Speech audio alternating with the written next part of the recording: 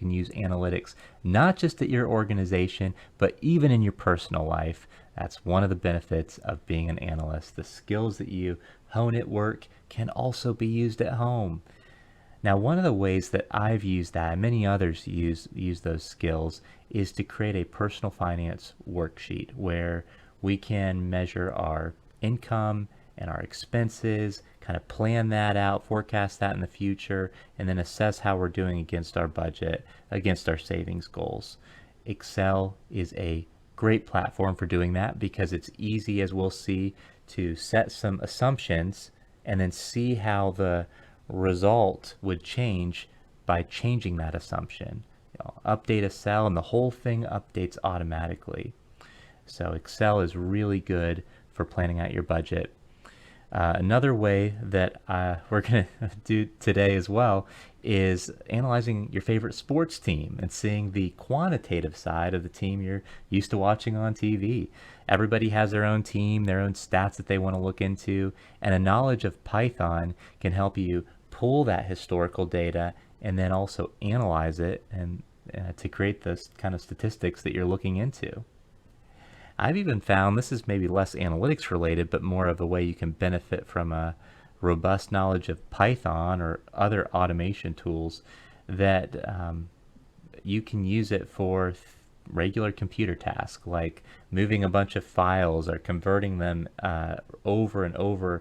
I had a need where I needed to convert all these files to a certain format, and it was a very manual task, but was able to use Python to automate that. And then once you've automated that task, you can set it to loop over many files and accomplish what would be a multiple hour project manually. Not a very fun project, but especially the more you know Python, the quicker you'll be able to come to a solution. Can do all of that for you in a matter of seconds once you actually run the Python job.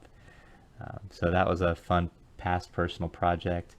And then periodically I like to come back and take a look at whether I can predict stock market returns based on historical price fluctuations, historical earnings releases, sometimes even looking at search trends related to that stock's brand, and see if any of those things can be used to predict what happens next with the stock's price.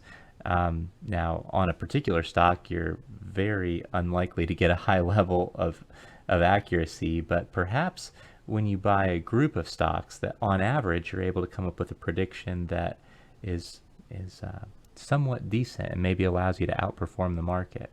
Now, there is an efficient market hypothesis out there that states that there's different levels, but different types of information is already baked into the stock price. So even if you model out based on all this historical data what you think is going to happen next, the efficient market hypothesis would say it's already baked in and there's no opportunity to get ahead of the market.